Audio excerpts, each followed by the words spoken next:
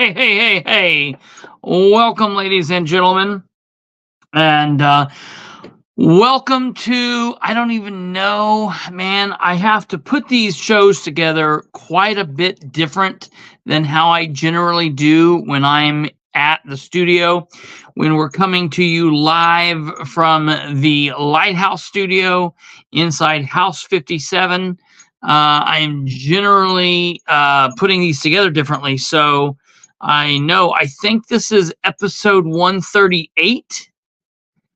Episode 138. So welcome to that. I didn't have a cool title for it because honestly, I fixed this and put this all together like 10 minutes ago. Open chat Thursday. It doesn't even make any sense. I should have put open line, but that wouldn't have made sense because no one's calling in. So I don't really know what I was trying to say. This title will more than likely change tomorrow when I go to the studio at some point. We'll see what happens. I don't know. It's been a long several days, folks.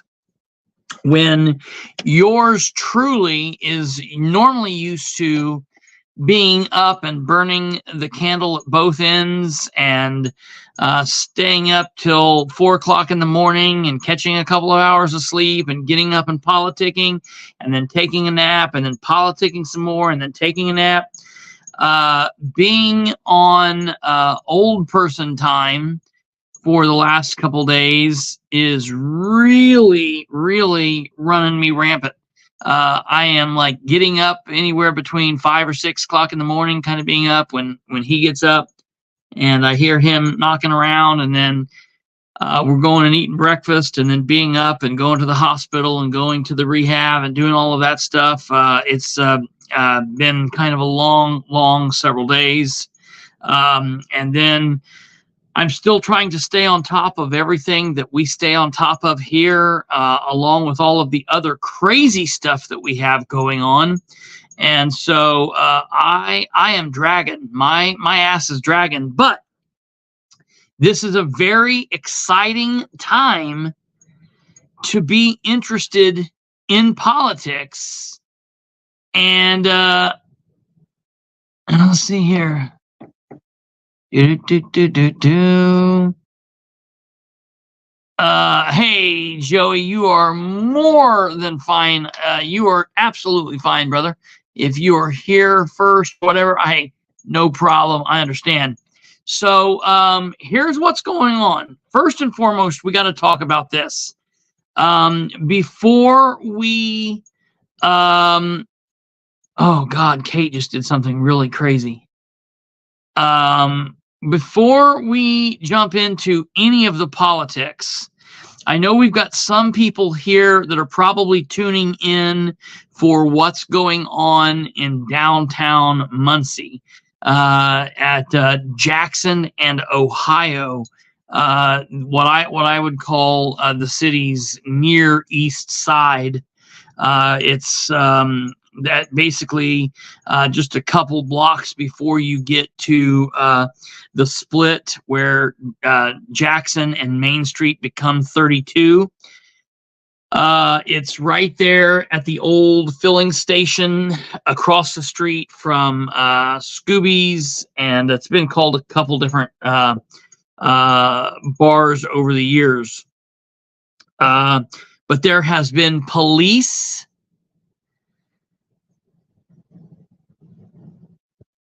There have been police action going on in the area of Jackson and Ohio for well, at this point, the better part of 13, 14 hours. I just left out there not too long ago. I'd been out there for probably about 2.5 hours myself, taking video, taking some pictures, really good pictures, really good video that I got. Kate's going to cycle through some of this. Here's the crime scene truck. Here is several investigators around some heavy machinery.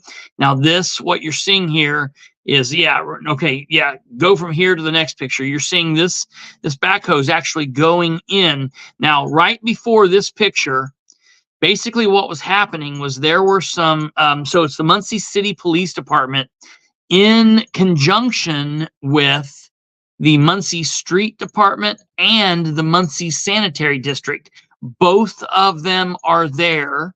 There's probably between 7 and 9 investigators, plainclothes investigators. Some of them are narcotics, some of them are regular CID, and they are, from what I've heard, the rumor, the scuttlebutt is they are looking for the body of possibly a deceased male. So I know a lot of people were thinking that this might be tied to the whole missing Ashley Morris situation, but the scuttlebutt going around is this is tied to the looking for the deceased remains of a male subject. So, we have no further information, and that is not confirmed by anybody. The police have been out there since 7 o'clock this morning. They are, I can only assume, serving a search warrant because from the sounds of what I heard at the scene, this was not something where they had permission to, hey, can we search and tear up your floor? So I believe that they're serving a search warrant. So that leads me to believe they had some kind of probable cause to request a warrant. You can believe me. Now, keep this picture up for just a second. You can believe me when I tell you that I will be getting the probable cause affidavit for the search warrant as soon as possible.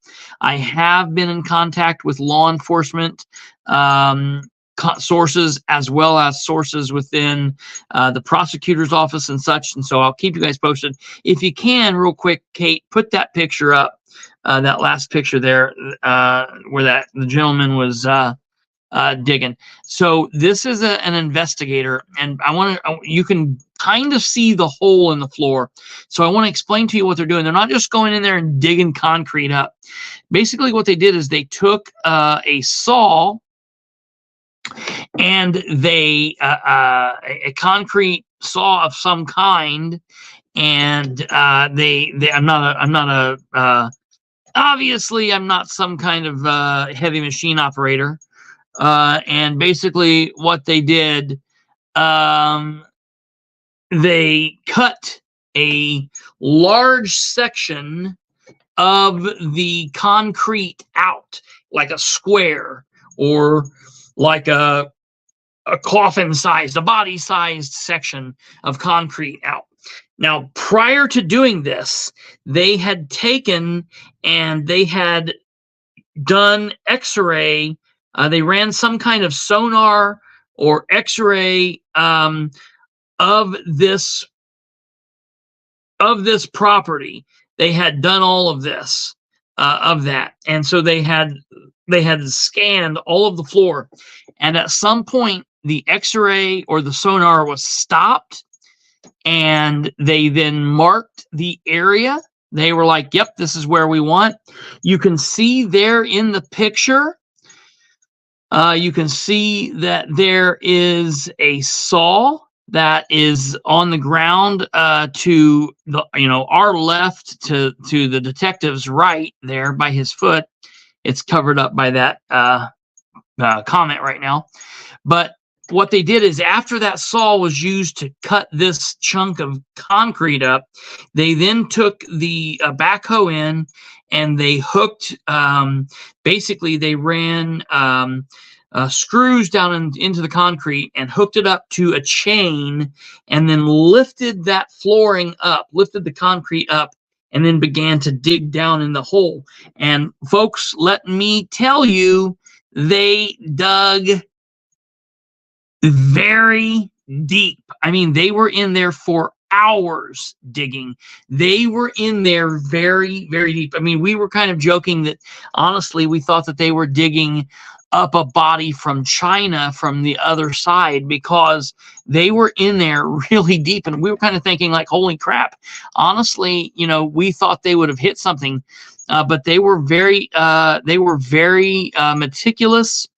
And hey, Darla, you can actually let me know.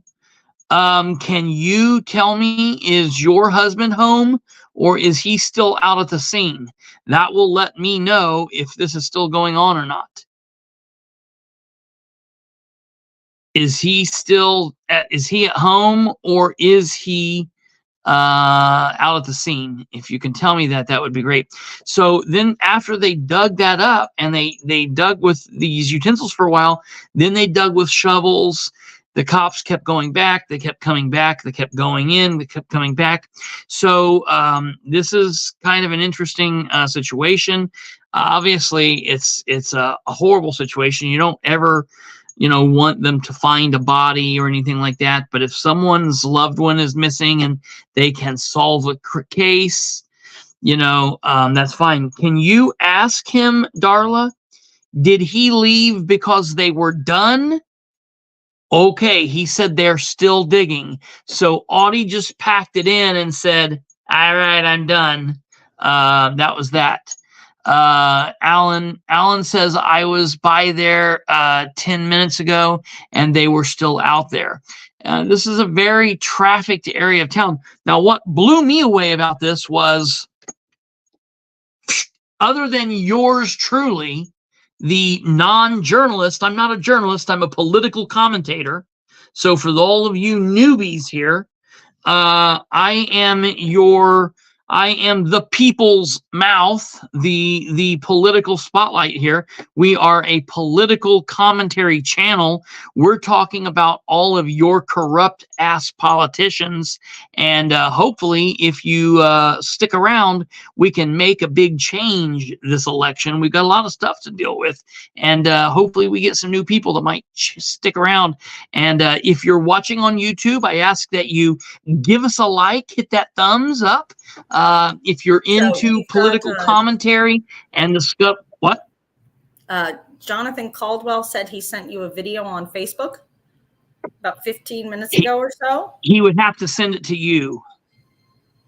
Okay. I can't do anything with it. Okay. Jonathan, can you send it to me? I generally to pop on. Yeah. Send it to Kate. Or send it to the political spotlight page.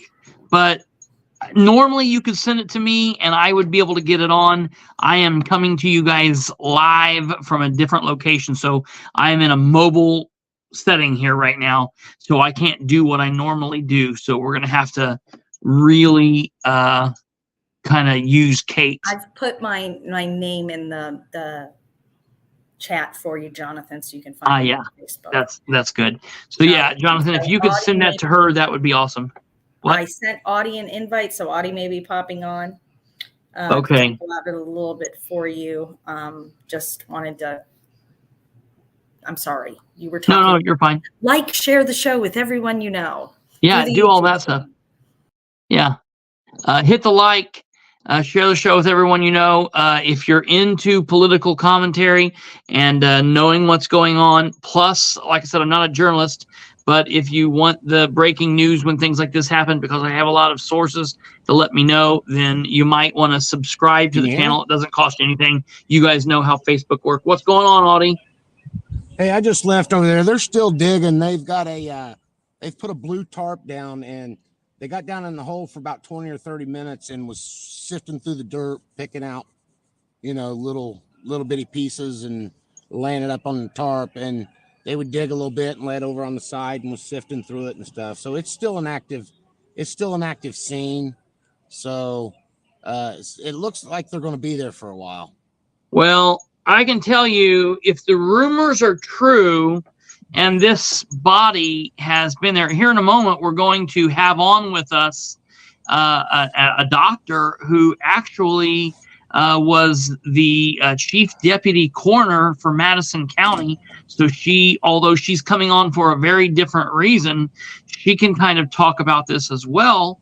But I can let you know that if there has been a body, I'm a former law enforcement official, and I've worked all sorts of different various investigations.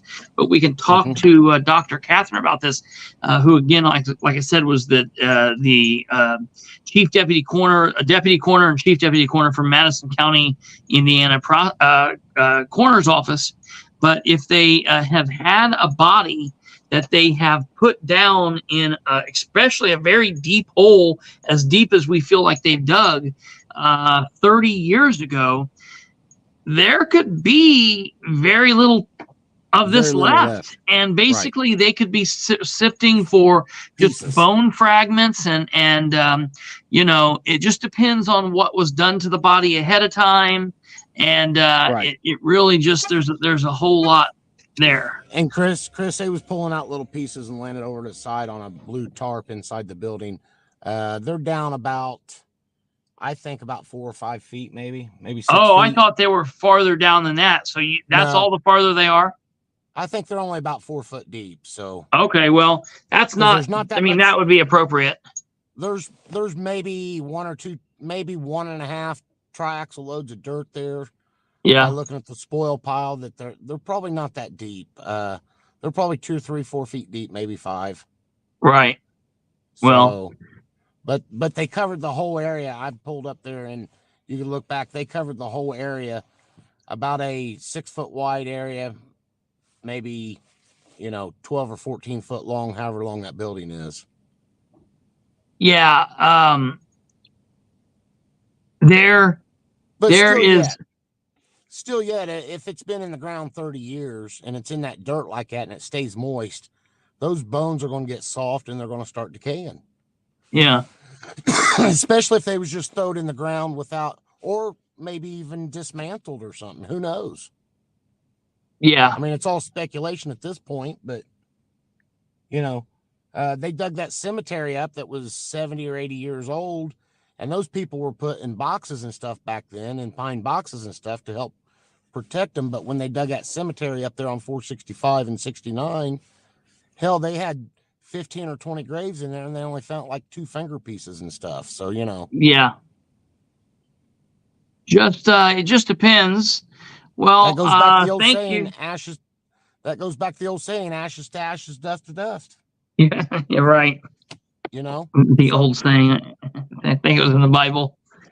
Yeah. Yes. Yeah, it was a little old. Is there any word on who they're looking for in the hole? No. I'm sure they're aware. We do not know. All we know at this point is that the rumor is they're looking for a male. And Joey wants to know, Audie, did they have to use a 12-16 ductile saw or a bigger road saw, or did they use a buster? The thing about it is that concrete's probably only 4 inches thick. Most garage floors are only 4 to 6 inches thick.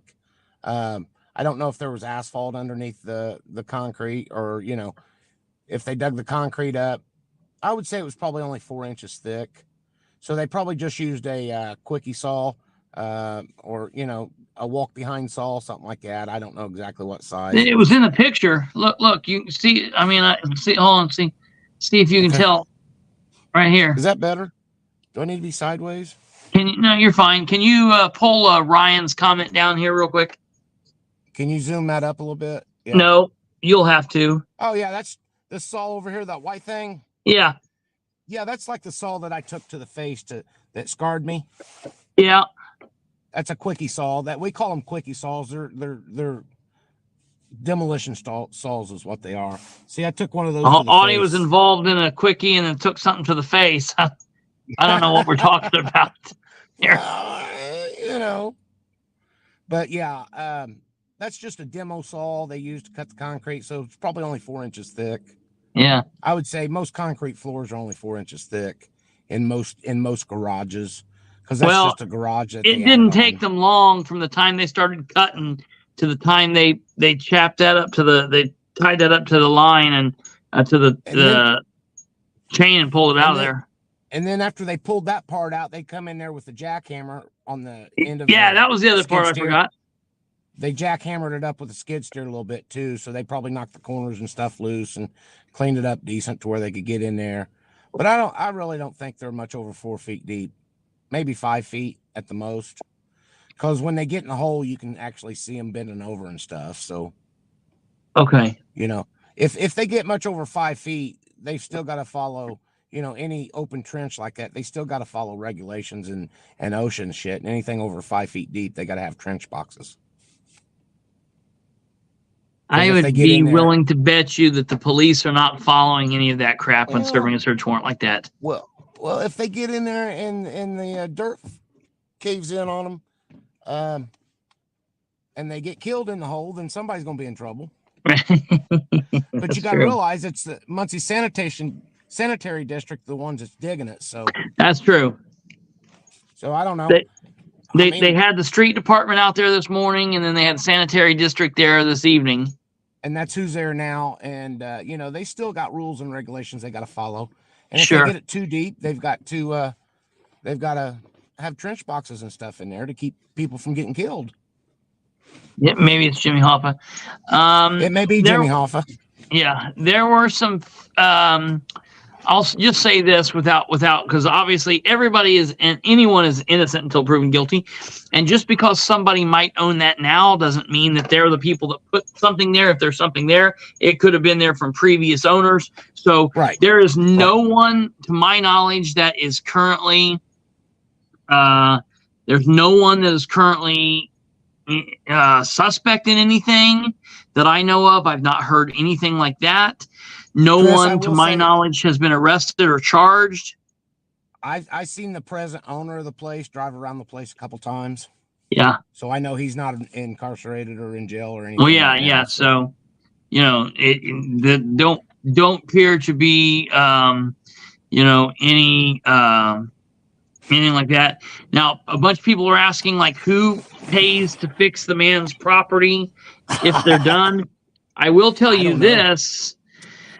Earlier in the day when I first got there, I did overhear a couple people saying that they had asked a police officer or something. They said basically, who's going to put all the stuff back in when you're done, and who's going to fix that floor? And I'm only hearing this secondhand, but it sounded like the police officer had said, not us. Well, Chris, think about it.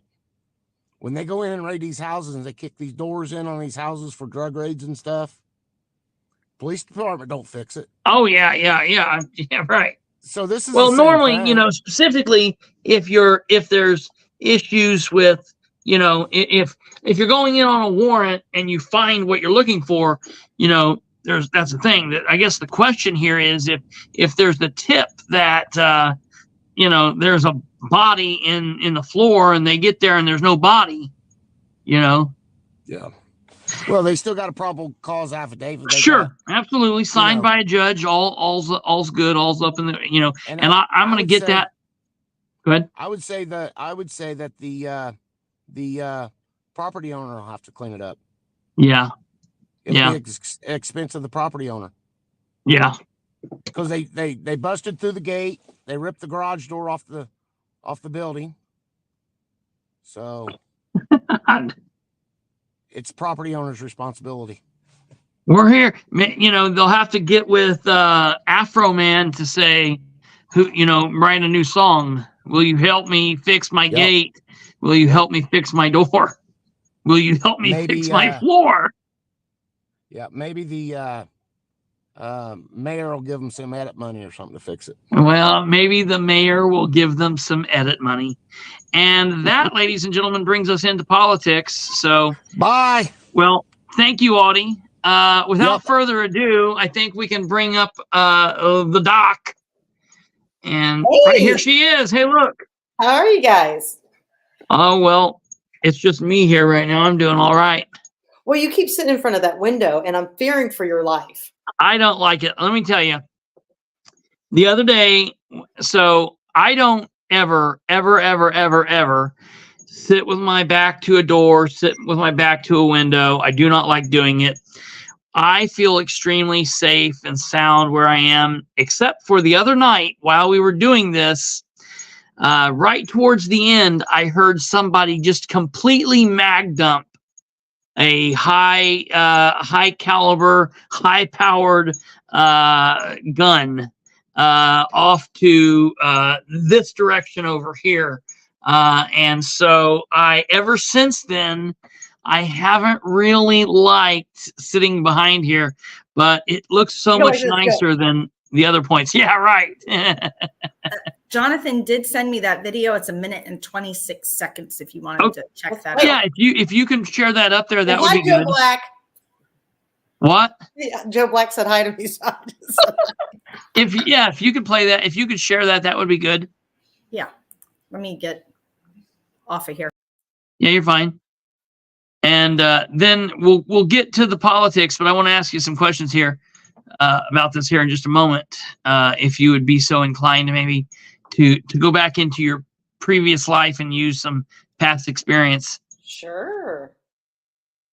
Coming up to the car lot where they're apparently digging, looking for a body or something at the old Walter Hicks car lot. Everyone's saying it's that Ashley Moore Smith, but who knows? It could be somebody from God knows when, or it could be they're looking for money, whatever. But something is definitely going on. The command center is here, and they have a bobcat or excavator in there in the garage digging it up. Okay, this will be good. Yeah, there you go. Yeah, here we go. On the other side of the mobile unit, you'll see it here. There's the mobile command center. Ow. Here we go. So I was off to the right of here. This is a pretty good shot. This is a decent shot. What called people out here in the first place? Was there? Well, that's a real interesting question there, Catherine. Was it a smell? What? Was it a smell? That's your family. No. It was not. It was not. I don't know. I'll say I don't know. Here's from the sources I got. Oh, okay. Thank you for that, Jonathan. That was a great video that showed from a different angle from where I was at. So I appreciate that. So let me explain to you what I heard from my sources. I heard as early as yesterday afternoon that the Muncie Police Department had started working with their counterparts in the street department and telling them, hey, we need some of your heavy equipment and we need you to tag along with us out to an address tomorrow. So they started prepping all of this yesterday. I would assume that they were writing up the warrant and contacting the prosecutor's office, contacting the judge, and doing all of that and getting the warrant. And then today, just a touch after 7 o'clock, they went out there, and right after about 7:30 a.m., they made entry. And what a lot of people could see maybe from my pictures, there was an earlier picture someone made. Here, let me show you. There's a lot of crap out there, like around where the treads of the backhoe are. And there's the blue tarp that a lot of times they will use when they're trying to cover up to give privacy to the body or whatever. But there's a lot of crap out there on the ground. And that was all stuff that was actually in. I want to try to see if I can show you. Oh, yeah, you see all the stuff. You see that white sign right behind the white sign, behind the one-way sign? There's all of this stuff out there. Well, that stuff, before it was outside, it was at first inside the garage. So they made entry into the garage. They made entry to the lot, entry into the garage, and then they pulled all of that stuff out. And there's another building there that was like the old actual, that's like a garage, like a pole barn, a metal pole barn that was built, sometime in the 80s or 90s. And there was an old filling station or service station that was much older that was there. And to my knowledge, they searched both of those areas, but they were really focusing on this blue pole barn, and they pulled everything out of there, and that they ran like the sonar over the ground. And then at some point they made a mark and said, okay, right here. And so this all started, the preparation for this started yesterday. So what it sounds like from my training and experience in law enforcement is that somebody gave them a tip that something was going on, and that they went here looking for this. And there were a couple rumors that said maybe the tip came from prison, or maybe the tip came from someone who recently got out or wanted out of prison. I don't know if that's true or not. Don't have any verification of that. Just kind of putting that out there right now. This is all allegations for right now. I have told you what I know for factual about preparing the vehicles and all of that stuff, and the fact that they're still out there digging and whatnot. So that's that.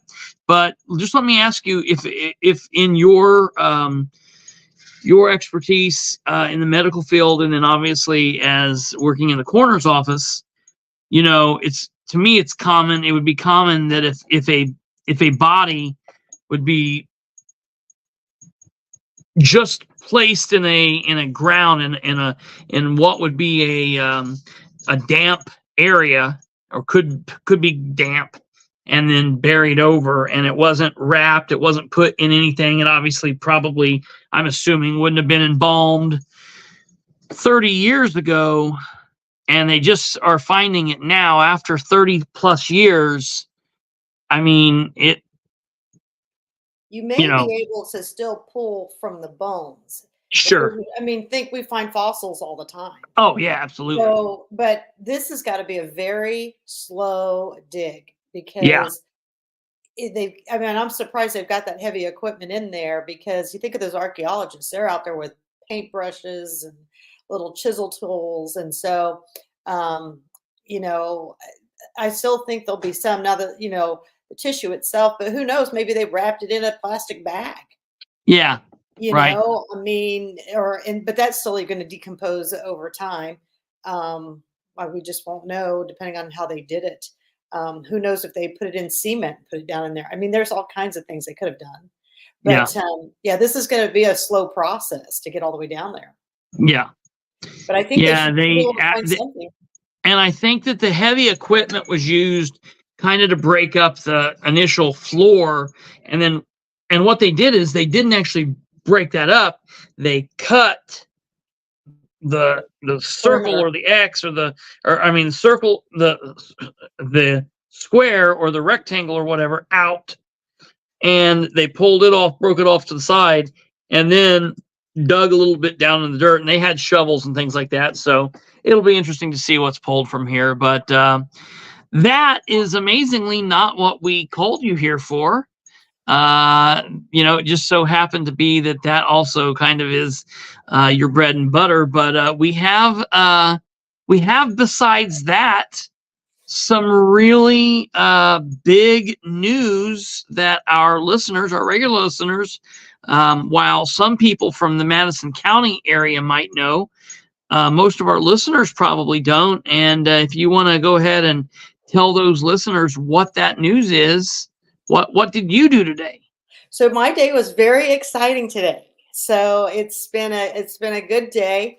I want everybody to know that I initially was very nervous about what I was going to do today, but I was able to go to the Madison County Courthouse today, and I got married.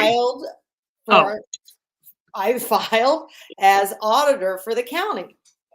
Now I have gotten lots of feedback on this. So this was filed to run for auditor in this current 2024 election, and you filed as what? Republican? As a Republican. That's why I had my red and black on there. So I filed as a Republican. That's Dr. Stephen Wright, and that is two-time sheriff, Democrat Ron Richardson out supporting me. Also, he is a previous mayor of Alexandria. Yep. Who has gotten really behind a lot of change. He got behind Republican John Beeman, he got behind the corner. And then there's his wife, Pam. Both of them have worked many campaigns, both staunch Democrats, but saw the need that change was on them, and they've just gotten behind the best candidates now. So they don't go one way or the other. They just want the best candidate. So it was great to have the ex-sheriff out there with me. And it's, many people have told me it's about time. I've read a lot of comments on my Facebook post today. Mr. Walls, he's always great. He said he wasn't going to vote for anybody. He thought Todd Culp was his only option. He said he was just going to leave it blank. Now, Todd Culp is the chief deputy here in Madison County. It is my understanding that it was actually Todd Culp who had taken all the minutes when we had the budget hearing, and that it was actually him that put through the wrong budget, but because we were so close to election, that Rick kind of took the heat. Ultimately, it's Rick's fault. He's the elected auditor. So since then, Todd hasn't been back to take the minutes in the meetings for whatever reason, but he is in the room.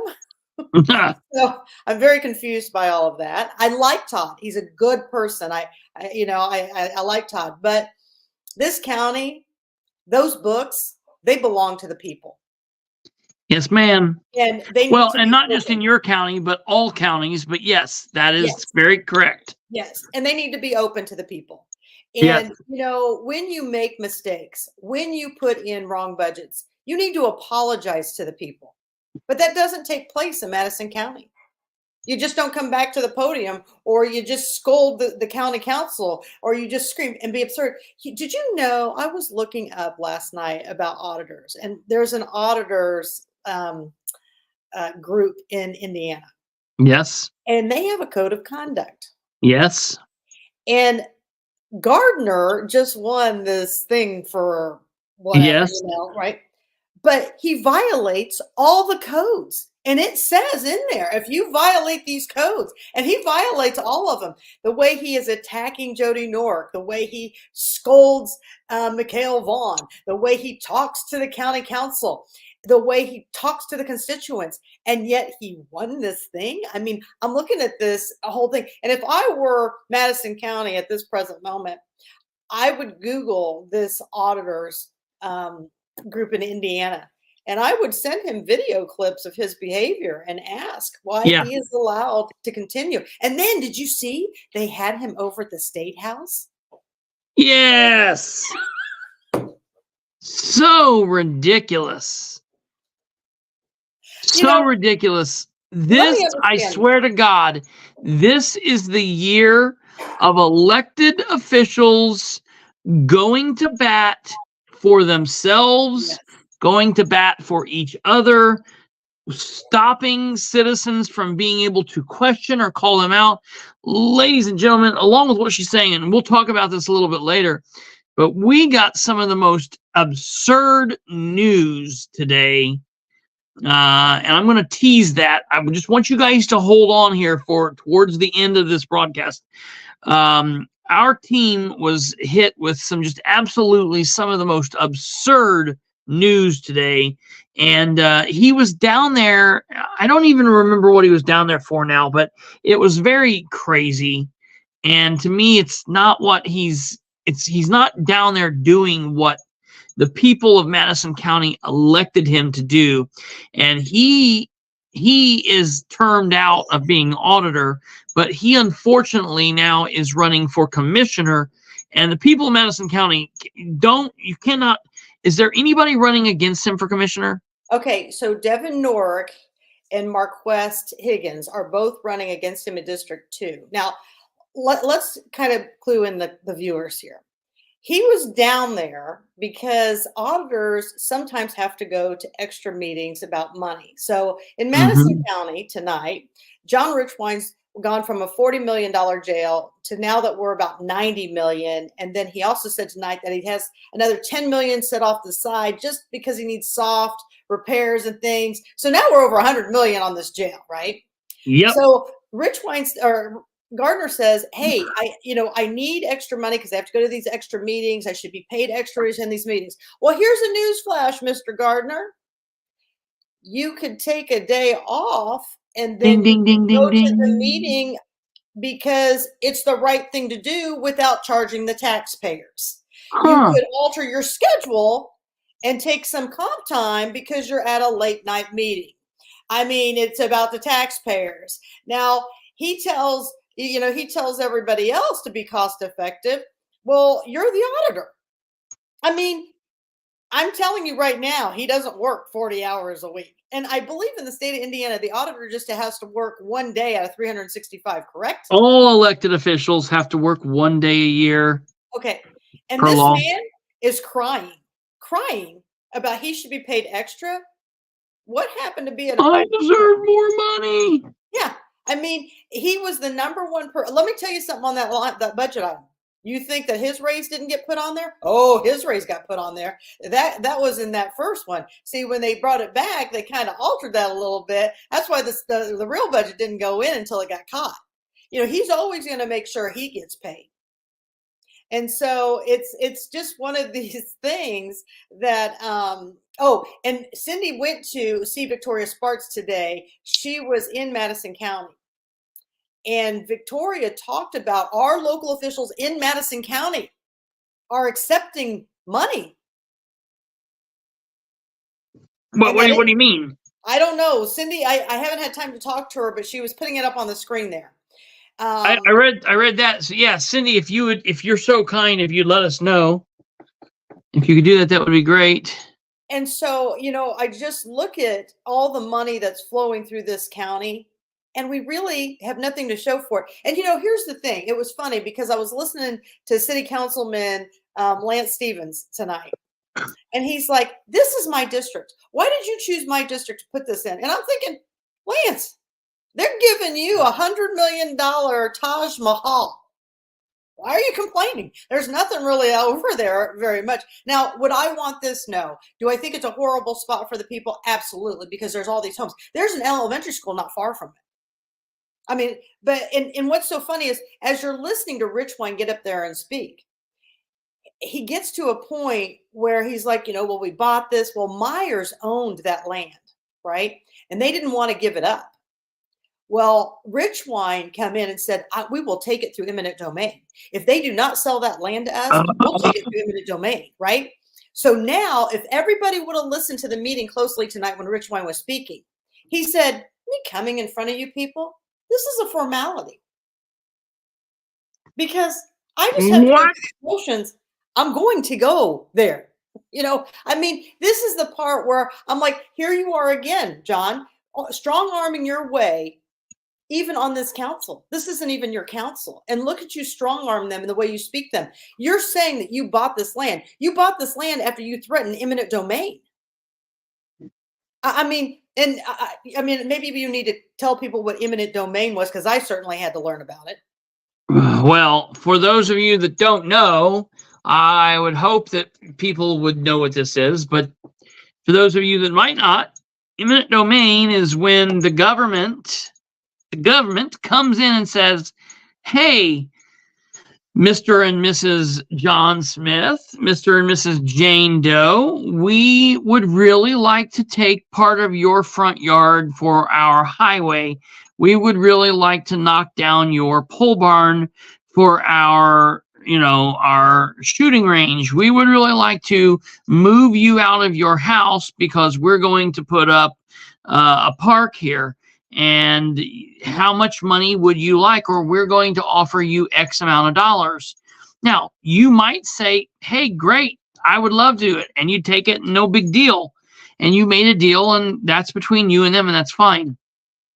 Eminent domain is when they come in and say, Mr. and Mrs. John Doe or John Smith, we would like to take X of yours to do X. And you're like, hell no, screw you, get out of here. I'm not doing that. And they say, well, I'm glad you said that, because we're from the government and we're clearly not here to help. we are now going to take this through eminent domain, which means we can take this without your consent and pay you the market fair value of what this was. You know, we're not going to just, you know, give you nothing for it. Now, it's never as much as what it should be. And we're going to do this before the betterment of city X, county X, township X, state X, United States government. So it's a land grab, and it's gross, and it shouldn't happen. Yeah, and so that's the whole thing is, I mean, Rich Wine, I mean, he's going to overtake everything he can. So I just am amazed at how he spoke to the people tonight. I mean, he has no respect for anybody. And, you know, when I walked in this meeting, it was completely full. And I'm thinking, and I looked down and I'm thinking, Commissioner Likens is here. Commissioner Pratt's here. And I didn't even know Rich Wine because he was in some flannel shirt. I mean, you know, and I was like, and so then there sat the county attorney. I mean, how much money are we paying tonight for the county attorney to show up? Yeah. And, you know, and so I'm thinking to myself, this is very interesting. So anyways, they get up there and they start talking. And Rich Wine starts going off about, you know, well, we're going to do this, we're going to do that.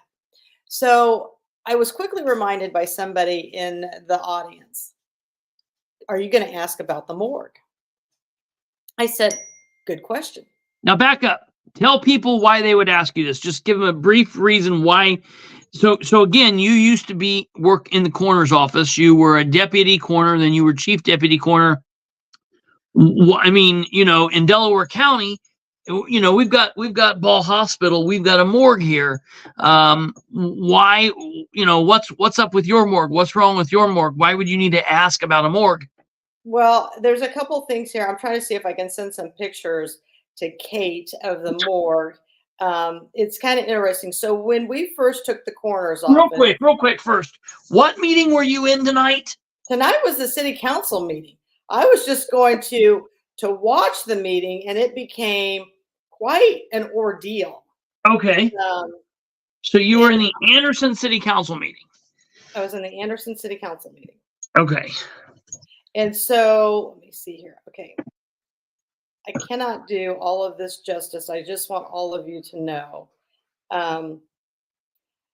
This is what we have now. So I just sent that to Kate. We have a beer cooler where we put bodies now, and it's in a pole barn. We were putting them in a semi-trailer. And so real quick, I just want to ask you so people can understand. If 90-year-old granny, 95-year-old grandpa, if 105-year-old, you know, David has cancer and diabetes and all this other stuff wrong with him, and he dies a natural death, and you know, goes from wherever home or the hospital or the nursing home or wherever to like the funeral home, no harm, no foul. But the morgue, you know, is generally where bodies are stored. If you're going to perform an autopsy, not all deaths require an autopsy. Some do, some don't. But if, for example, your loved one is horribly, you know, hope to God this never happens. But if your loved one is a victim of a crime and it results in a death, if they're murdered and there needs to be an autopsy, your body, your loved one's body is evidence in that crime. So it's not just like it can be treated like any other body. It needs to go through chain of custody, and there needs to be secure locks and a way to handle this. Like if something happens here in the city of Muncie, we handle that because we are an appropriate city and county. In Madison County, your morgue is a beer cooler. Okay, now I'm just gonna tell everybody right now. So I have just sent pictures to Kate. Yep. This is a beer cooler, okay? Yep. And there are some very disturbing pictures that I just sent her, so we're going to walk you through. When I brought Officer Chanovez home, this is where I had to go. See that travel area? There was no circulation. It was hot. It was a hot summer day. This is where I had to bring him, and it's a horrible thing. I mean, people have no idea. This is literally a beer cooler. And so, what it was never entered into by the coroner's office, the commissioners entered into all of the contracts. Do you see any running water there? Do you see anywhere where I can draw blood and wash my hands? No. I mean, this is where John Richwine, Commissioner Likens, Ben Gale, Anthony Emery, Jerry Alexander, Rick Gardner, the list goes on. This is what your elected officials believe. They believe, hey, while you're alive, you're good enough for our vote. But when you're dead, we really don't care what happens to you. Well, I got news for everybody. Everybody's going to get a turn at death. Everybody. I mean, they store this equipment. This is equipment that they store right there. I mean, it's stored with trailers and everything else in there. I mean, we had to build a $900,000 pole barn. The reason for this picture right here, we had to build a $900,000 pole barn to house that blue RV that the health department bought for $500,000. Does it look like there's enough room in there that it can stay right in there? And we could have built a morgue for the people? Instead, Stephanie Mellinger, the health administrator, decides to take grant money for $900,000 to build a pole barn so she can house that, so she doesn't have to bother the EMA and those guys. Now, I want everybody to know this building, on the other side of this wall, it's just a wall, is the 911 dispatch center. Okay. Abbott and I totally said absolutely not, because if, fumes come out, we just got out of COVID, and goes into the ventilation system, you could potentially take out your entire 911 dispatch center, right? So they're like, no, Katherine, this won't be a problem. This is where it's going to go. We're going to make this decision. So they put it in there, right? Yeah. When they put that in there, we get even hotter and hotter. Well, how do those bodies smell? Yep. So now they're putting in these huge vents that blow out into and they're like, you got to turn this on before you open that beer cooler. You got to do all this. This is exactly what we told the people. This is not a good idea. This is not where you should be putting this. But this is the beer cooler that we have to put bodies in. Now, Kate's going to show you. So when we came in, we got COVID. This is what we lived in for 9 months. Now, we do have community hospital. We do have St. Vincent's, who are nice enough to let us use their facilities. They have 2 coolers in each place. This is how we would put bodies in the back of this. And John Richwine, even tonight, still does not believe this is a problem. This is our lift. We have to balance it on there just right. We have to use that ladder for the deputies to climb up into the semi-trailer. That's a that is insane. This is what we have lived through. And this county doesn't deserve better to have a morgue. And you can build a $900,000 pole barn for the health department. You can buy a $500,000 RV for outreach. And let me tell you something. They did that, okay? They did that in the last 2 years. And somehow we went from being number 74 in the county to the most sick to now we're at 85. Tell me exactly. Oh, and it even gets better. The health department, we can't even get vehicles in the coroner's office. They're getting a brand new fleet of vehicles. They just got them 2 years ago. I mean, it goes on and on. And so this is why I want to be auditor. These people deserve better. We put plans together. Sorry, I don't mean to cut you off. I want to fix this real quick. American Honey, Kate, can you put that comment back up there?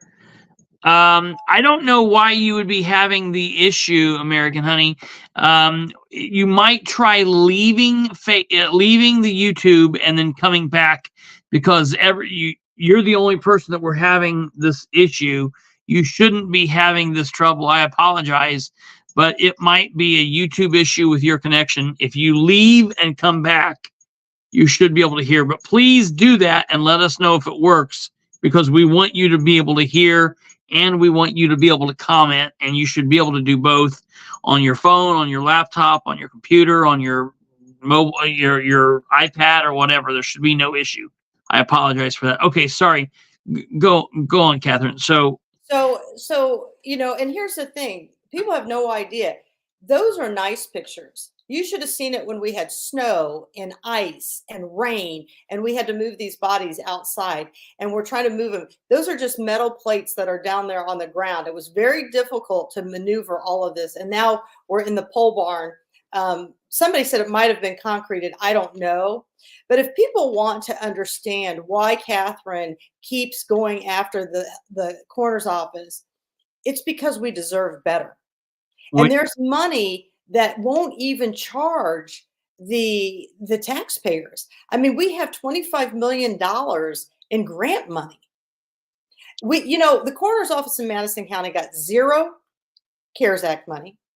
They've gotten 0 ARPA funds, because we were told by Jerry Alexander when he was in his seat that the coroner's office was not affected by COVID. Now, I want to remind everybody that, yes, we do have the hospitals. They are not owned by the county. yeah. So here's the deal with that. If I have a body in the morgue at the hospitals and they have overflow and they need to put their bodies, our bodies have to come out, rightfully so, and they have to go out on the tables and wait until we can get an autopsy done. Autopsies are not done instantly. Sometimes it's a day or 2 or 3. And so, but that's how it should be. I mean, those people should have the right, because I mean, these are people paying for hospital beds. I mean, they should. And so it's nothing against the hospitals, Yeah. And that's the thing. I mean, our cooler was always full. I mean, we always had, a couple bodies in there, and it's just a really sad thing. So anybody who is voting for John Richwine, you people really need to have your heads examined.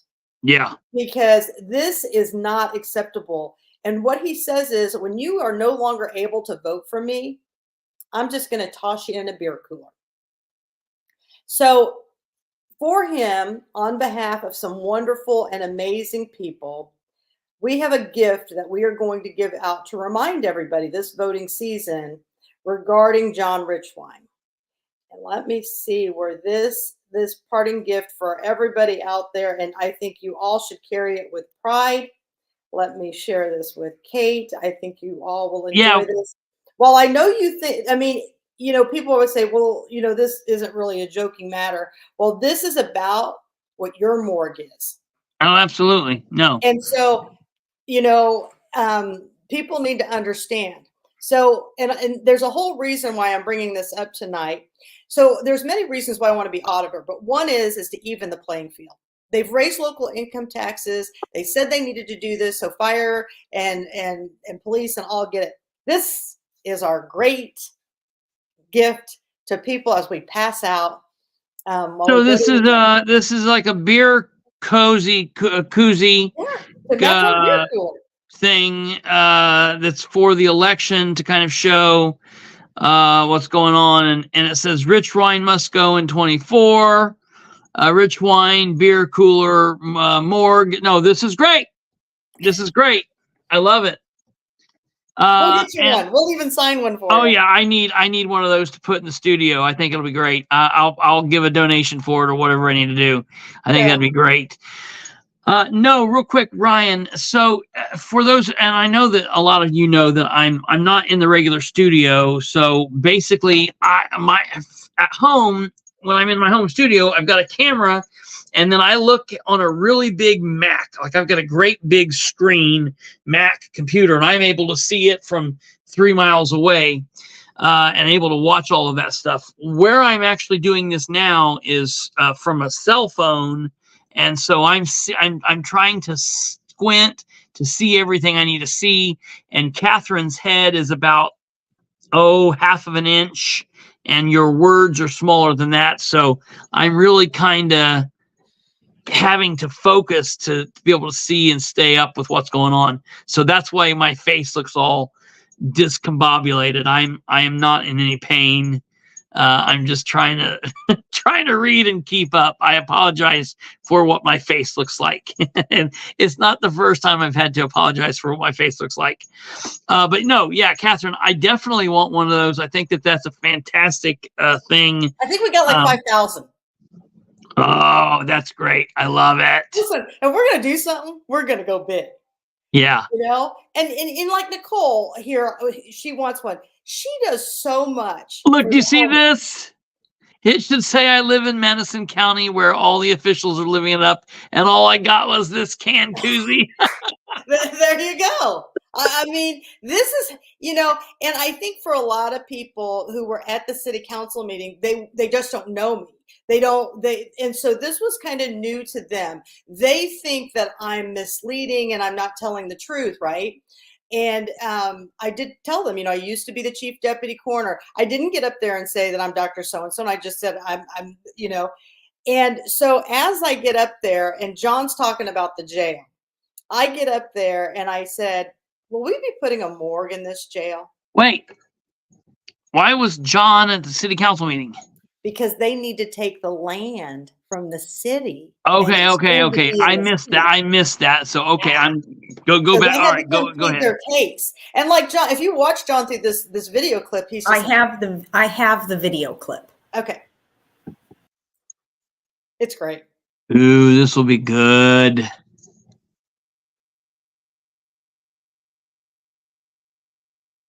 Don't vote for John Richwine. I'm just coming up here so you guys can tell me to play or go. I think I have it where Rich Wine starts talking. Okay. And play.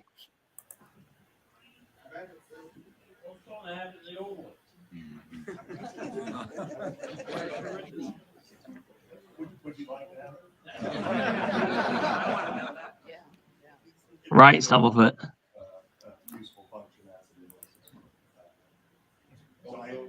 I anticipate, you know, if somebody comes up with some great idea that City of Anderson and Madison County are both in favor of, you know, as far as trying to do something with the property as it is, we can all work together to make that happen. But I think that's what we can do.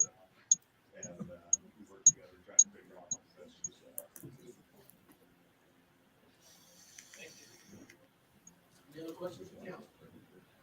Is that all he said? Well, oh, it gets better. Now, I do want to warn everybody.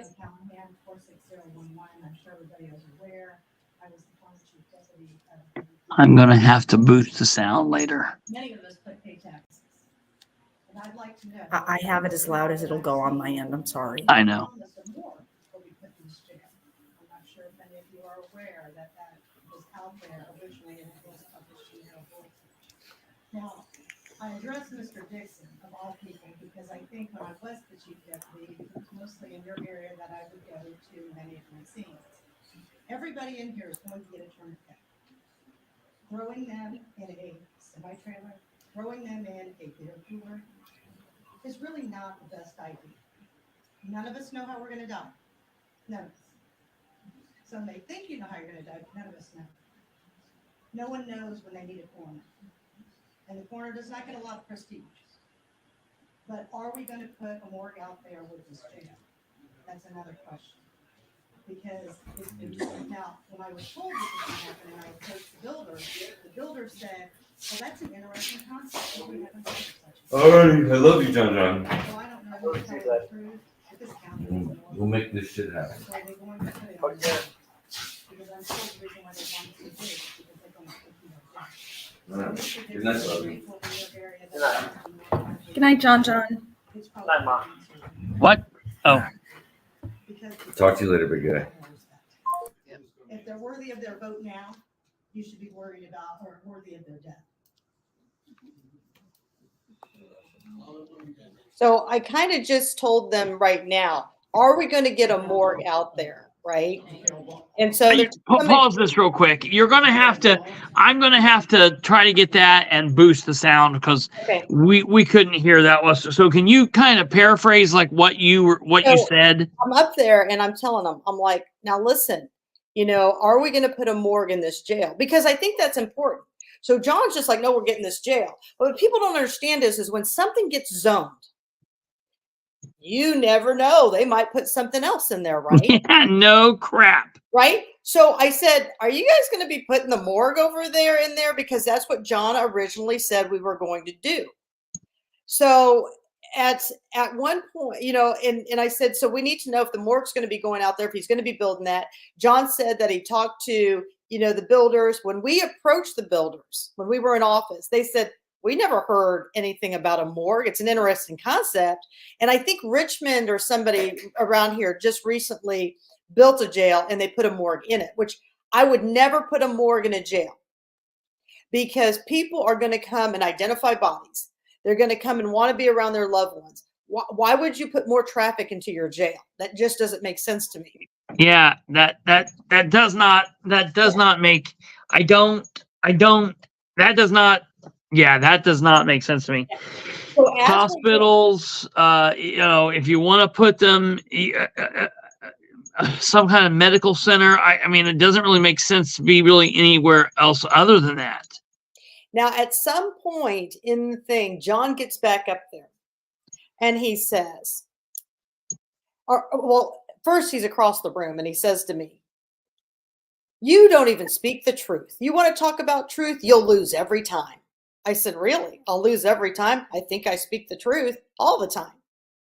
So he goes on and he gets back up and he gets to confront the people. And I even say to him, I said, John, it was in the Herald Bulletin that you were going to put a morgue in the jail. And he said, no, it never was. So he gets back up there and he addresses the council and he says, oh, we weren't going to do that. So right here on December 23rd of 2021, and Ken Delabastide is sitting within an arm reach of me. I said, county officials still at odds over morgue equipment.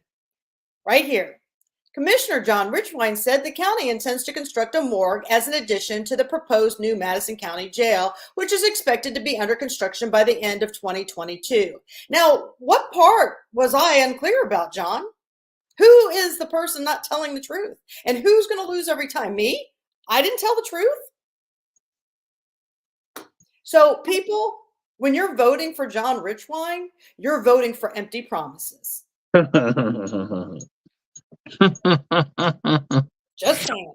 Are you taking that article to the next commissioners meeting? Oh, you don't get to speak in commissioner meetings, especially if you're Katherine Callahan. I have clips of me when I was chief deputy. I would say, can I give an update on the deaths in Madison County? Because it's during COVID. And he goes, no, you don't get to speak. Sit down. I mean, you know, and here I'm the chief deputy. I should know what the cooler space is. I know what all the deaths are, and I don't even get to speak to bring them up to date. And then he wants to tell me, oh, we don't have that many deaths. You know, and then there was some constituent who got up tonight. And this constituent wants to get up there and tell me how she's from Riverview. She's from Hamilton County, but she lives here now, and she's worked in their lab. Okay, well, here's a news flash for her. Because what I told the people tonight, if our bodies are at St. Vincent's or community, we don't have a key to it. The coroner does not have a key to the morgues in those hospitals. Right. Those are by law my property. If they have multiple deaths through the night, they can pull that body out of their cooler, put it on the table, and put theirs in. How do I know that the body wasn't tampered with? Well, you just simply can't do that. I mean, the fact that I'm going to tell you right now, and I know that you're a fan. I know that you're a friend and a fan of the sheriff. But I'm just going to be real honest. The fact that the police chief of Anderson City Police Department, the sheriff of Madison County, the prosecutor of Madison County, and the judges of Madison County are not teaming up together to go in as a unit together as the law enforcement of that county and tell the commissioners to pull their heads out of their asses or their heads out of John Richwine's ass or whatever, because the fact of the matter is, when there is a murder investigation, that body is evidence. And So- you can't just pull it out and lay it around with, any Tom, Dick, or Harry walking by. Right. And here's the thing. So when Officer Chanovez was murdered, I was contacted by Marion County, and they said, you need to come get your police officer. And I said, okay, this was really early. I didn't even know what had happened, because what people need to understand is wherever a body dies, that is the jurisdiction of that county. So because he was transported still with a pulse to Indianapolis, he died in Indianapolis, that becomes Marion County's property. So that's what people need to understand. Wherever the body is, when the pulse is no longer there, that's who owns the body. Yes. So if a body was killed in Chicago, but it shows up on the shore of Lake County, Yep. Lake County has possession of that body. Yep. So what happens is, when we're going through all of this, I called Scott Mellinger, who was the sheriff at the time. And I said to him, I need an escort back from Marion County because I have to go get this officer. And I felt he needed to be brought home appropriately. Yes. So I go, and so Mellinger won't take my call.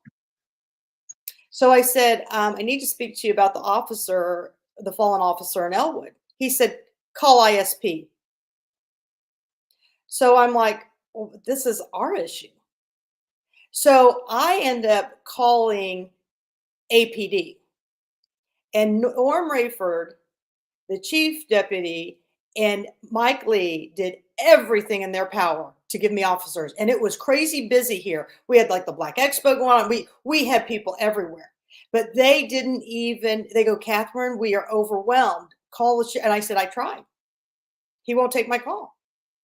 So they gave me 2 officers to go get him. And Tyler McCune and Mark Naselroad went with me. They were 2 amazing men. I mean, they were just unbelievable, wonderful. And so they went with me. We went and got the body. Well, I'm almost pulling in, and here calls Scott. I'm like, well, I'm already down here, but you can come down here. You can talk to the guards, and so everybody was mad because I brought the officer back to the pole barn. But here's the thing. When I talked to ISP, they gave me very strict instructions that it had to be under lock and key. Well, sure. Absolutely. Well, I don't have any keys to the hospital. I don't have those. It's security and, aides. And those people can get in there. I can't get in there. So I had to take them back to the pole barn. And I had to put them in our cooler where only coroners had lock and key. And we had cameras. There's no cameras inside those morgues here at the hospital. So I had to make sure I had cameras on them at all times. I had to put them in, so I had to do it. Did I feel horrible for doing it? Yeah, absolutely. But I'm not going to lose a case because the body was not in the correct possession. I wasn't going to do it. So that body was secured at all times by a coroner, all times. And so I am waiting. And I have said this. I'm waiting for somebody, and I said it tonight in tonight's meeting. If somebody's loved one is murdered and they have left that body unattended in one of those hospital morgues, you could potentially lose your case because that's a chain of evidence. And people are just looking at me in this room like I am just nuts. But I'm telling you, it is a piece of evidence. I don't know what else to tell the people. And so Beeman, Sheriff Beeman, I am a fan of Sheriff Beeman. Yeah. He gets it. He was under the impression too that it's going to the jail. I think tonight is the first night he's learning about the fact that it's not planning on that happening. Because he was just taking office when all this was coming out that they were going to put it with the jail. Now all of a sudden it's not, even going to be. And so I get it. And actually Mellinger, when we were having all these problems, he actually was writing to officers about us saying, well, they're just going to leave this body here. And he actually worked against us. And it's a sad situation because, again, we'd rather be a part of the good old boys club than to be part of let's do the right thing club. Right. And I am prepared. What's going to be so interesting with this election is that this is a county-wide election. I get Yes. the good old boys club is going to work against me. I get that. But at some point, this county has to say, I've had enough, and we need to take back this county. Yes. And when people ask me, they're like, why of all places, we thought you would go after the coroner's office. Well, I think everybody watched how they defunded the coroner's office until resignations were done. Yep. Well, clearly I know I can't make a change from the coroner seat. I don't have any power. And even though I'm the highest officer in the county, the only person who can arrest the sheriff, but I have zero power. So people ask me, hey, why don't you go for county council at large? Well, I would have to sway how many's on there? Six other people to go my way. Look at Bethany Keller. Yeah. She did the right thing. How hard was she? Couldn't get that. So she's kind of stuck too. She didn't make it work, right? Yeah. So they have to hold the majority of the vote in order for that to go. So Yeah. then they said, why don't you do commissioner? Again, what can I do? I can make some ordinances. I can change it. But how can I do that, right? Yeah. But when you sit in the auditor seat, now you know who's overspending, who's writing stuff that shouldn't be written, who's paying for things that shouldn't be paid for. Yes. You know, who is doing take-home vehicles, who is abusing the taxpayers. Well, and while you don't, from the auditor's office, you don't have power to vote. You don't make ordinances or resolutions. You can always work with commissioners or work with council to put forward resolutions or ordinances, but you do have a mouth. And as an elected official who would be the head auditor, you are on the same playing field as every other elected official in Madison County. There is nobody higher or lower than you. You're all the same, and you have a mouth, and you can speak out, and you can tell what's going wrong. You can tell the things that are, not getting paid, the things that are getting paid too much. You could talk about the things that are being like swept under the rug and who's doing what. It is holding the purse strings, having your hand on the purse strings is a very important position. I mean, here's a news flash. And this is for you if you're watching Commissioner Richwine, because I know you are, and Likens and Ben Gale and Anthony Emery. You know, there's a lot of things that you guys have put me through. And for 4 years, I have sat in those seats and I have watched. But if you think for 1 minute, I am not going to open those books for the people. I am. John Richwine went as far to put an ordinance to threaten to arrest Dr. Abbott and myself for overspending, for authorizing by law, we are allowed to order autopsies and the county must fund it. He is now. Pause for 1 second. Are you looking for anything? No. Okay. Sorry, go ahead. That's okay. He is now telling us because we overspent on autopsies, he was going to charge us with a misdemeanor. That's insane. Right?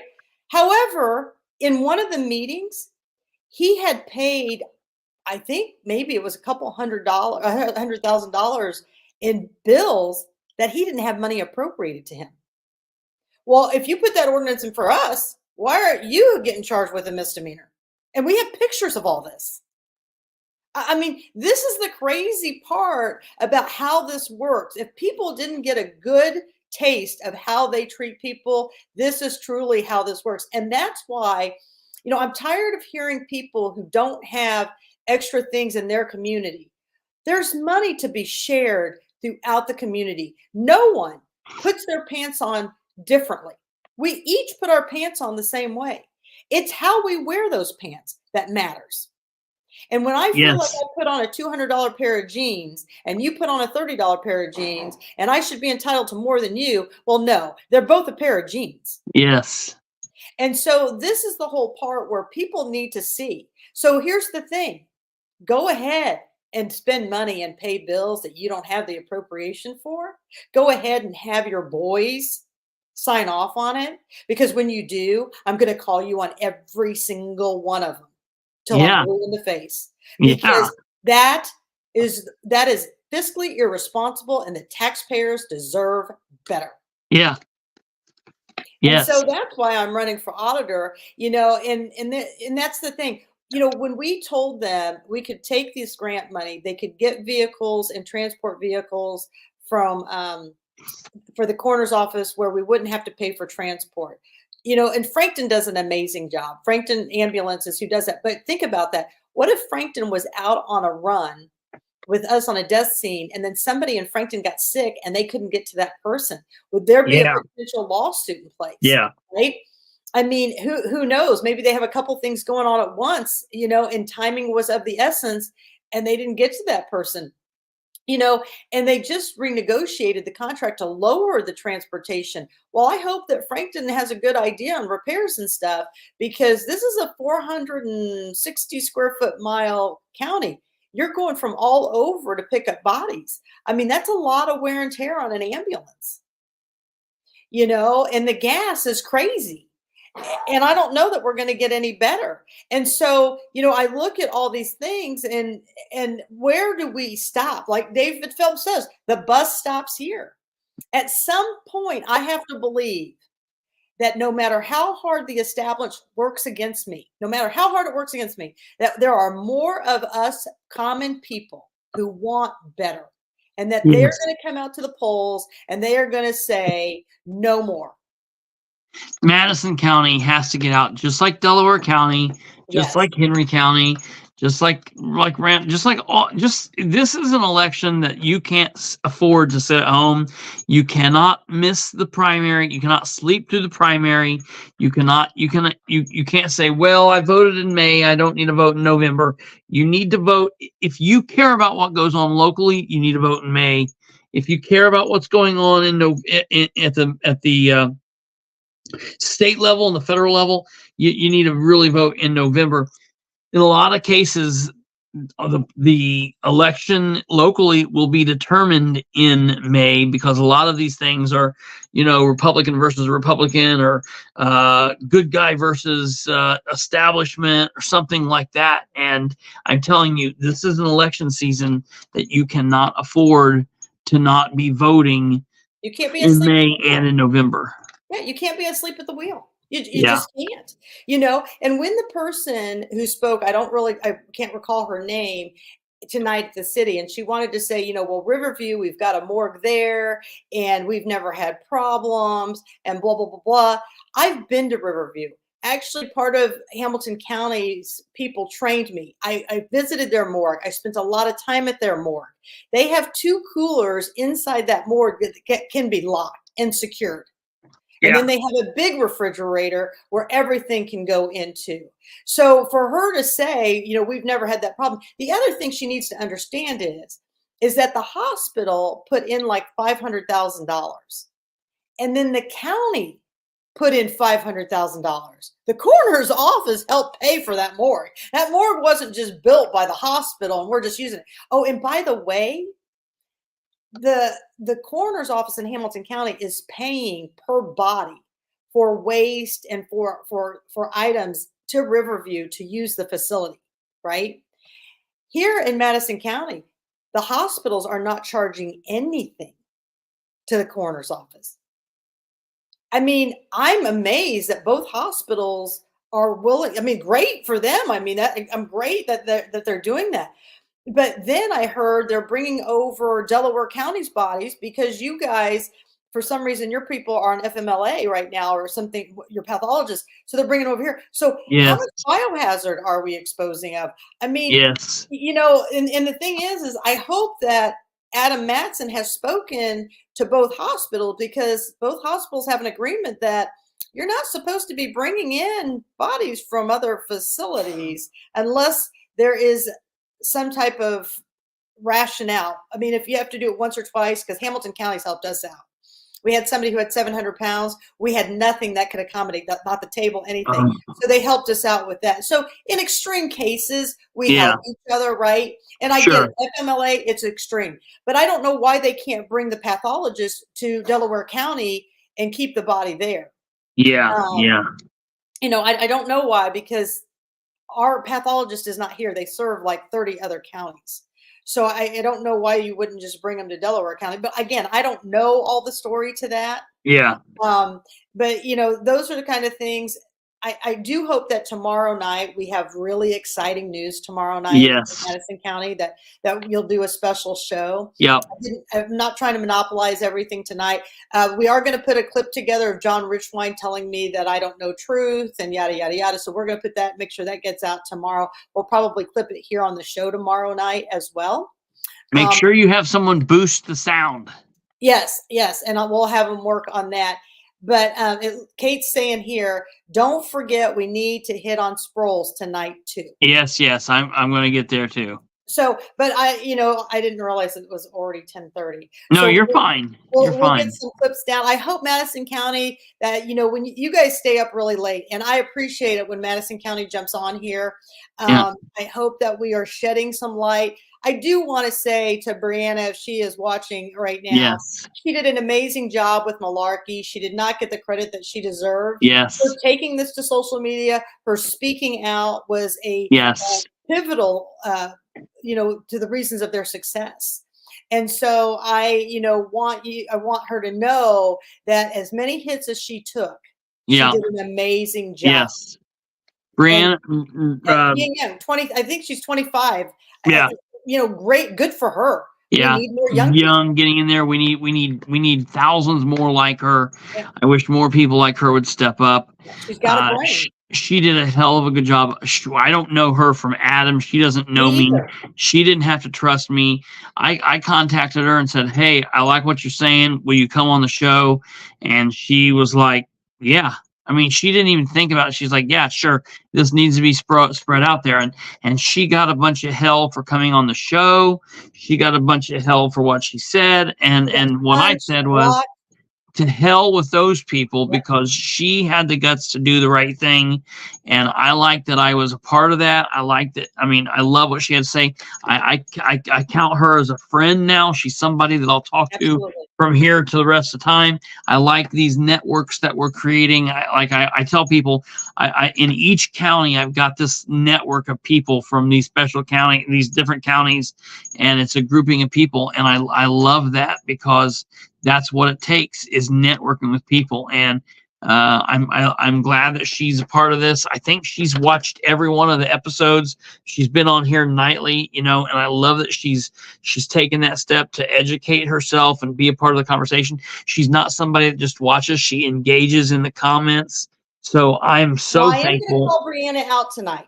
Yeah. I'm going to call her out right here on this show. And Brianna, you can hate me as much as you want, but I'm going to call you out on this show right now. If you do not get on voter registration and register to vote, right?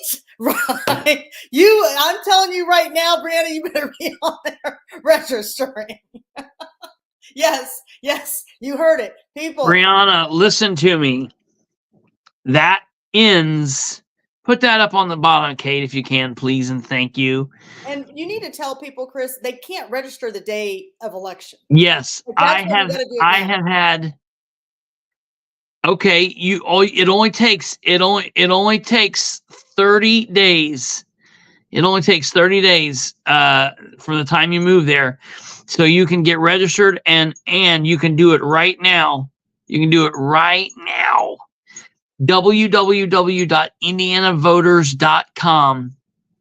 You can register if you're a felon. You can register if you've smoked pot. You can register if you like guns. You can register if you're a lesbian. You can register if you're gay. You can register if you don't like anybody. You can register if you're a Democrat. You can register if you're a Republican. You can register on the toilet. It takes 3 minutes. www.indianavoters.com. The one thing that you cannot do. To be fair. Yeah.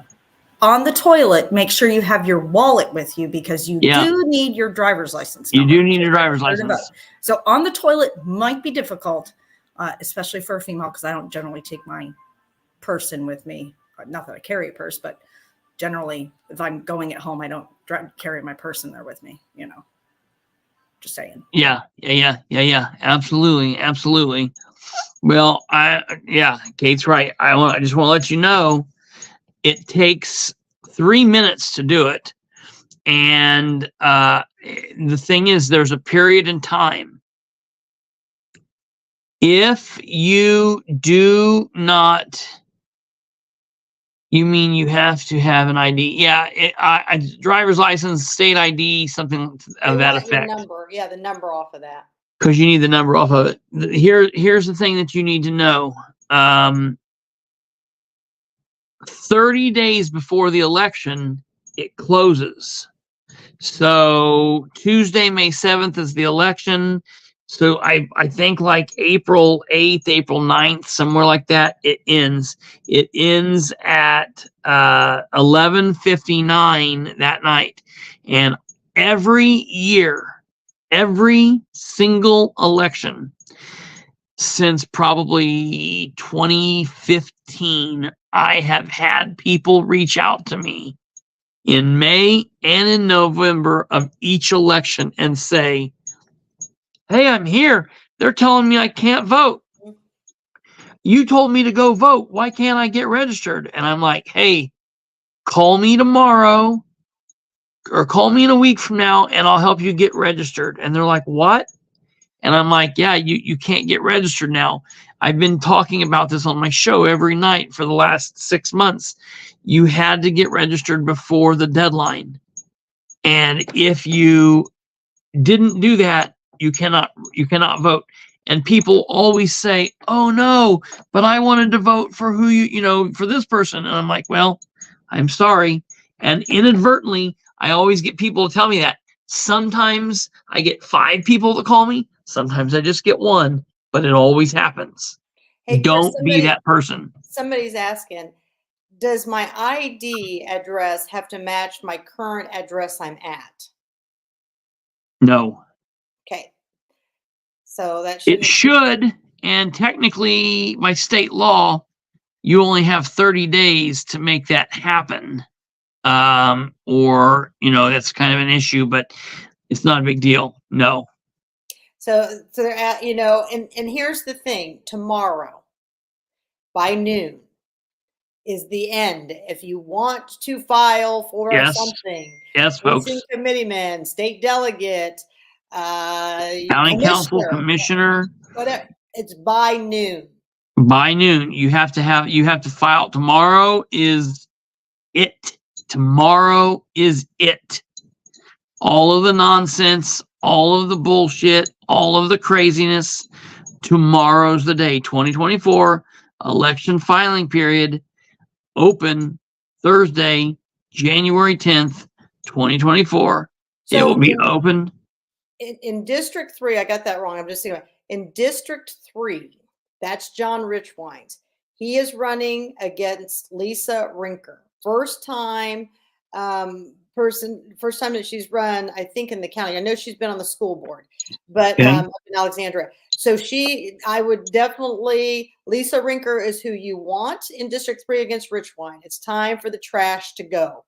So, and I'm going to say that. I'm honestly going to say that. I don't care anymore, because after him calling me and telling me tonight in that meeting that I don't speak the truth when clearly it's in the paper, or maybe, here's a newsflash. Maybe John Richwine, you should go tell Ken Delabastide he misquoted you, because we tell him all the time. So what is it? Is it that Ken Delabastide can't write a story, or is it that you actually said that? I don't know. Absolutely. Yes.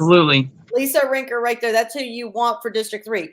I think we need to explain to people that everyone votes for commissioners. Yes. Yeah. In Delaware County, in Madison County, in Henry County, in Randolph County, it does not matter, in the state of Indiana, there are districts, and that's only for where the candidate runs from. So that only matters to the candidate. It does not matter to the voter.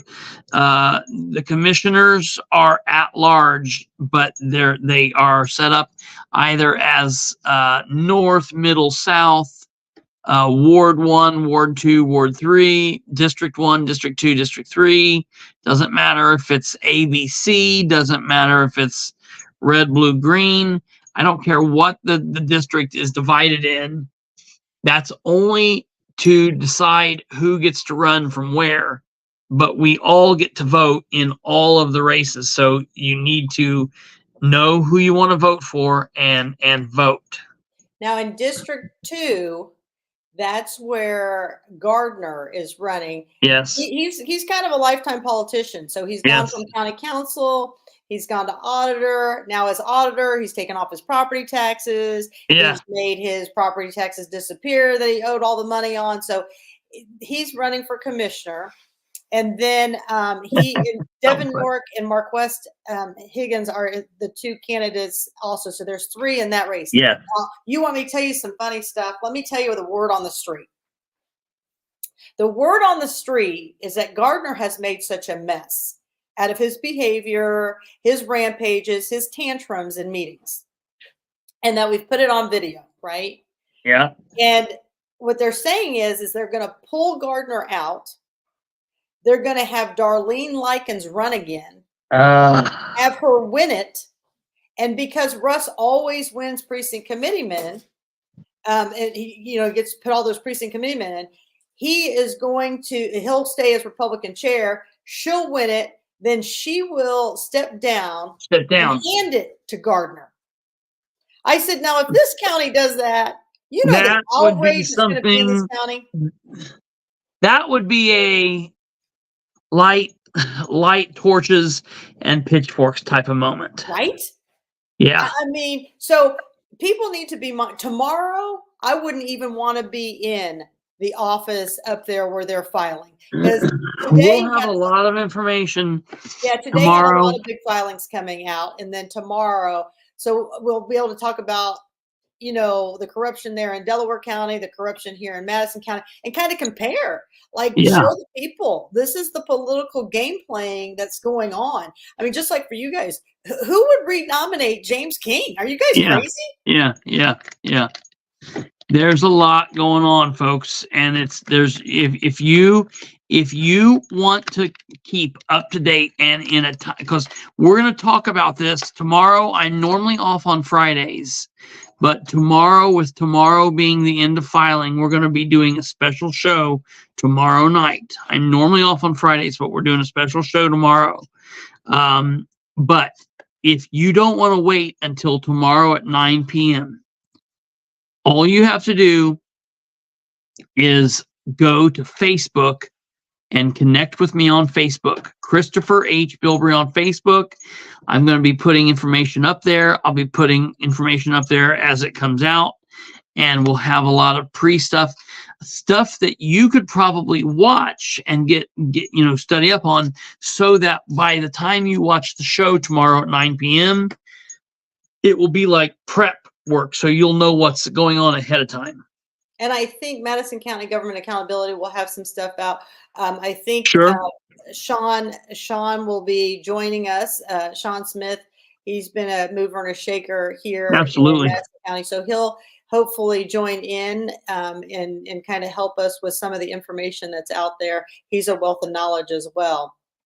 So, those are the things that are out there. But for the people who were at the city council meeting tonight that watched John Richwine say that if we speak the truth, I will always lose.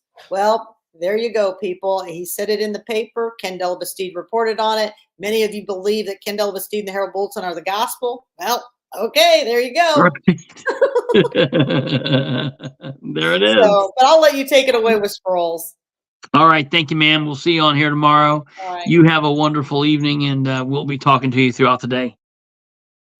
All right, ladies and gentlemen. So we've talked with Audie Barber. We've talked with the doctor, and we're going to end here on some Sproles news. I just want to say this, man. The governor candidate for the state of Indiana, Eric Doden, please, Eric, I don't really know much about you or your campaign, But unless you want to be made to look like an absolute laughingstock, like a fool, please get rid of the endorsement of Mr. Fathead there, John Sproles, wearing the tiniest shirt and the tiniest set of trousers there he can find and the biggest set of cheeks.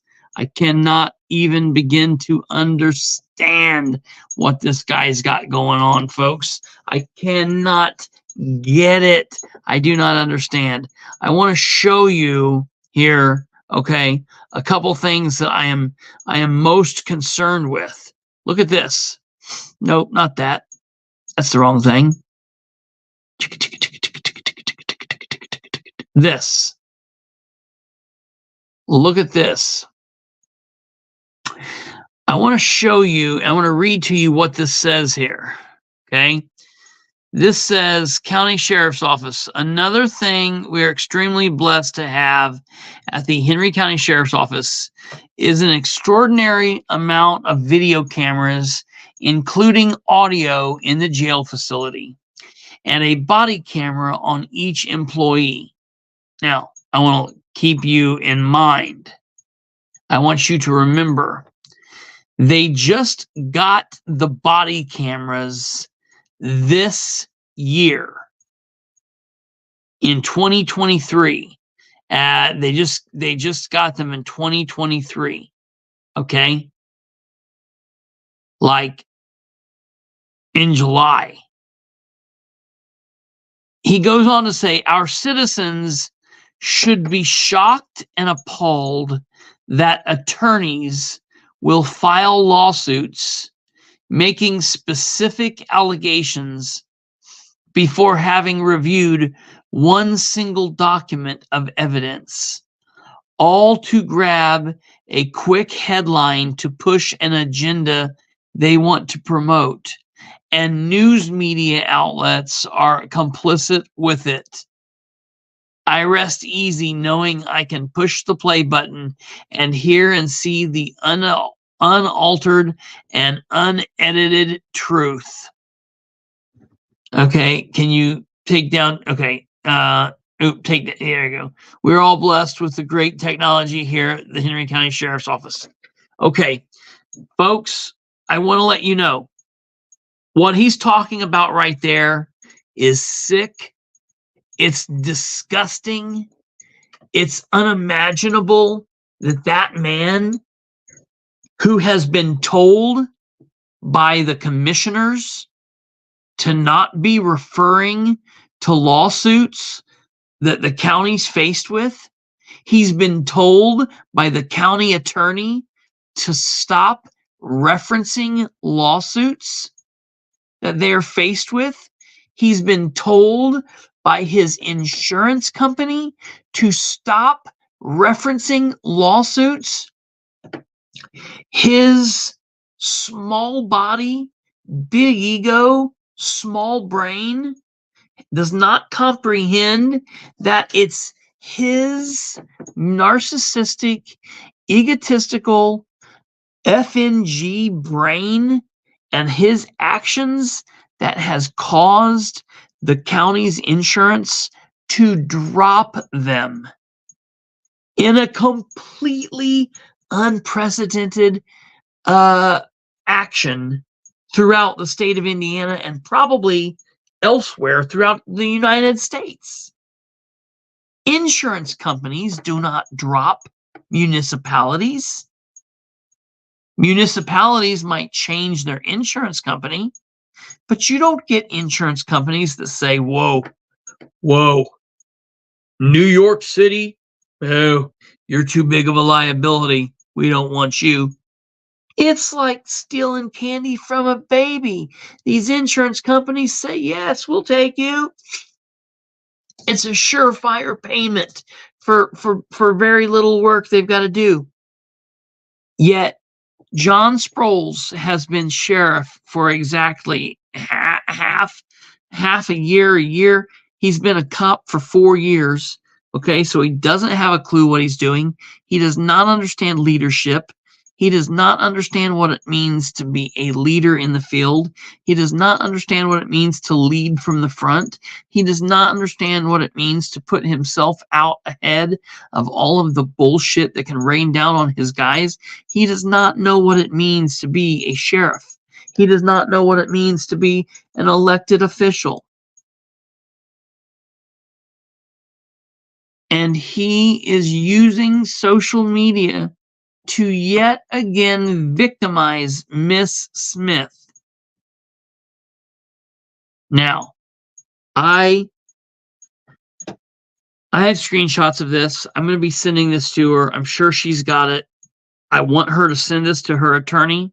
I want her attorney to show this to the judge. And I want the judge to smack his little PP and say, hey, John, I hope they put a gag so far down his throat that he can wipe his ass with it.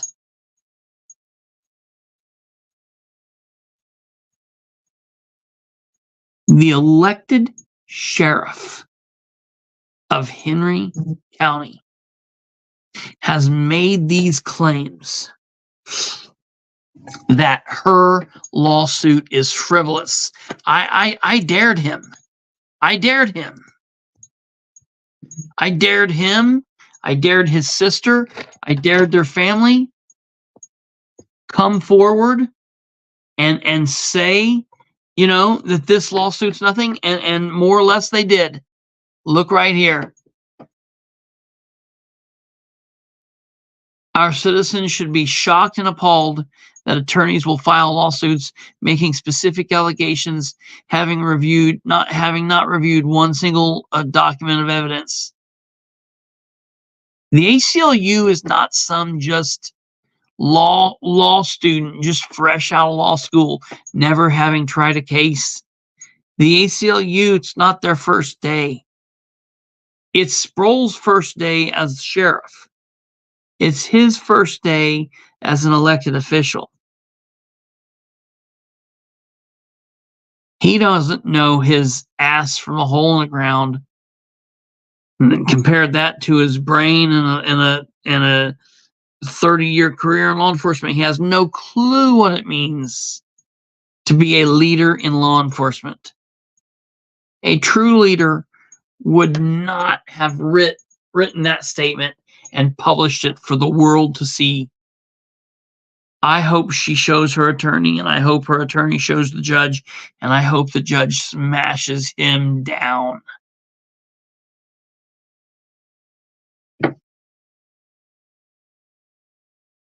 How hard is it for him to not talk about these cases?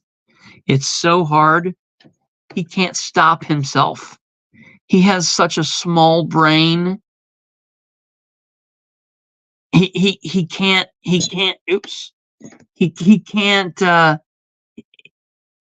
function, folks. He can't do the small things. He can't do the big things. He can't do the medium things. This is so gross. And the fact that he is writing content for Mike Braun,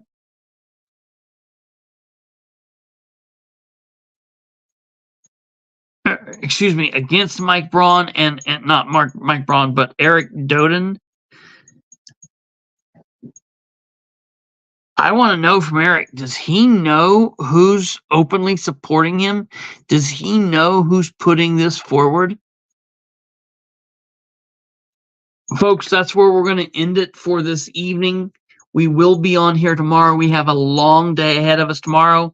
If you want information on what's happening tomorrow ahead of time, all you have to do is connect with me on social media.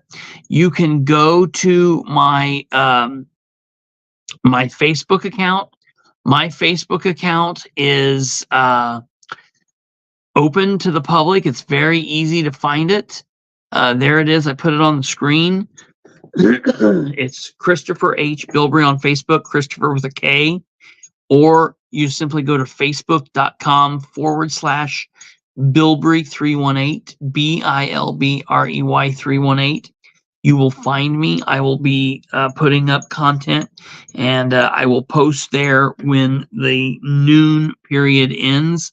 I will also do my very best to share pictures and content on the community page of YouTube. Remember, everybody, that YouTube is where we do all of our work. I apologize if we've had some of you that haven't been having a good experience on YouTube. Hopefully they'll get this taken out. I would highly recommend all of you to subscribe to us on YouTube if you haven't. Hit that like button and hit the bell. Ooh, Danielle Kimbrell. Danielle Keitlinger. That's good. I love that. I still need to get with you. I'll get with you soon. I will get with you. And we'll see what goes on. I'll do what I can to help you. I will I need to get a haircut. I know I need to get a haircut. I had it gelled back. It's going crazy. I need to shave a little bit, but we are where we are. So we will be back here tomorrow at a special episode at 9 p.m. Eastern. And we will get it figured out. Until then, you guys take care. Have a great Friday. God bless each and every single one of you. Thank you all so much for being here. And we'll keep you posted about the police dig. We'll keep you posted about the filing deadline. And we'll keep you posted about this crazy ass election period as it heats up. For all of you, from all of us here at the Political Spotlight, to all of you, thank you. Good night. God bless. And we will see you next time. Goodbye.